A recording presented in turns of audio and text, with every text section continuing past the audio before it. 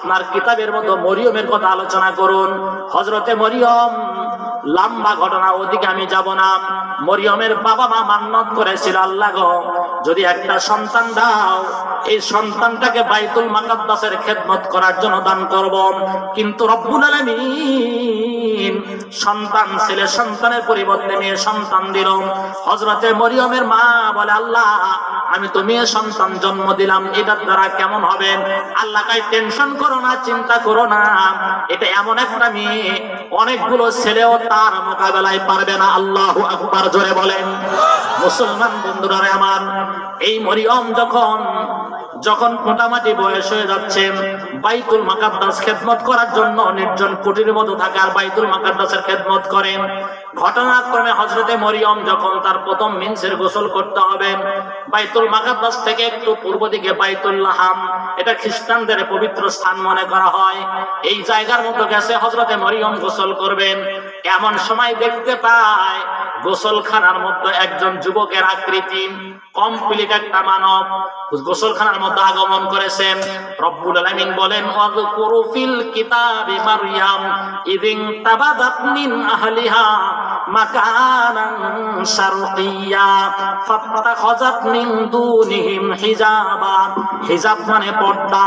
হযরতে মরিয়ম পর্দাবৃত হয়েছে। মা বোনদেরকে বলবো, মা, ও মা, তোমার চেহারাটা কিন্তু পর পুরুষকে দেখে দেখে আকর্ষণ করা যাবে না। মা, এই চেহারা যদি পর পুরুষকে দেখে যদি আকর্ষণ করো, বন্ধুরে আমার, আপনার মা বোন মেয়ে যদি অন্য পুরুষকে আকর্ষণ করে, কিয়ামতের ময়দানে একজন মহিলা মানুষের কারণে কয়েকজন মানুষ জাহান্নামে যাবে।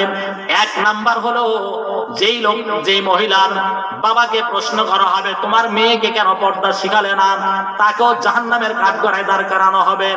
এরপরে প্রশ্ন করা হবে বড় ভাইকে, তুমি তোমার বোনকে কেন পর্দা শিখালা না। এরপরে স্বামীকে প্রশ্ন করা হবে, তোমার স্ত্রীকে কেন পর্দা শিখালা না। এরপরে চতুর্থ নাম্বার হলো বড় ছেলেকে জিজ্ঞাসা করা হবে, তোমার মাকে কেন পর্দার কথা বললা না। বন্ধুরে, পর্দা যদি না করে কোন নারী, এই একজন নারীর কারণে 4 জন পুরুষ জাহান্নামের আসামি হবে। কথা বলেন ঠিক কিনা? হযরতে মরিয়ম পর্দা করেছেন হিজাবা। আল্লাহ কয় ফাআরসালনা ইলাইহা রূহানা ফাতামাসসালা লাহা বাশারান সাবিয়া। হযরতে মরিয়ম গোসলখানার মধ্যে এবার দেখতে পায় একজন কমপ্লিট মানব, একজন যুবক।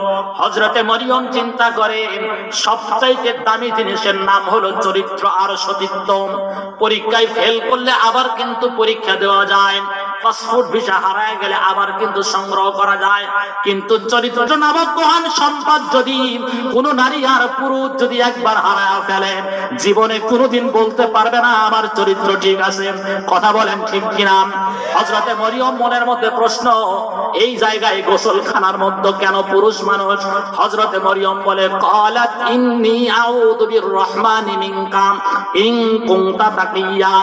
এ যুবক, চোরাই না শুনে ধর্মের কাহিনী।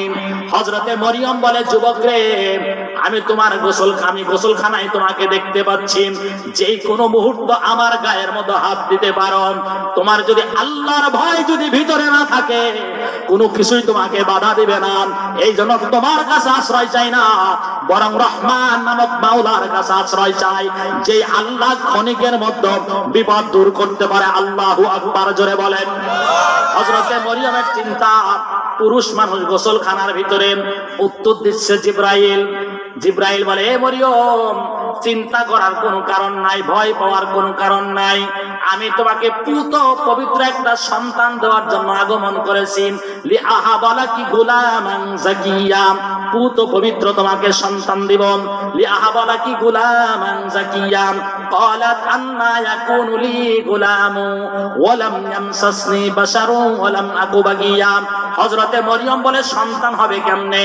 আমি তো জীবনে কোনোদিন ব্যভিচার করি নাই, আমার গায়ে তো কোনো পরপুরুষ জীবনে টাচ করে নাই, আমি তো জেনাকারীও নই, আমার তো বিয়ে হয় নাই। উত্তর দিচ্ছে জিবরাইল, মরিয়ম রে, তোমার কাছে স্বামী ছাড়া সন্তান দেওয়া কঠিন হতে পারে, কিন্তু আমার মালিকের কাছে কিন্তু মোটেও কঠিন না। কথা বলেন ঠিক কিনা? বেপেদার অফার জন্দা পয়দা ও কোনাত তিফলের আদার মাহদে গুয়া ও কোনাত। আমার আল্লাহ যদি চায় বাবা ছাড়া সন্তান দিতে পারে এই ক্ষমতা কার? হযরতে আদম আলাইহিস সালামের বাবার নাম কেউ বলতে পারবেন? বলতে পারবেন? পারবেন না কেন? বাবা ছিল? কথা বলেন, বাবা ছিল? এদেশের নারার ফকিররা বলতে পারবে? যারা কয় আমরা শরীয়ত মানি না, মারফত মানি, আছে কিনা জোরে বলে? এরা কয়, এরা বলতে পারবে আদম আলাইহিস সালামের বাবার নাম? বাবা তো নাই, বলবে কই থেকে? নারার ফকির কারে বলে?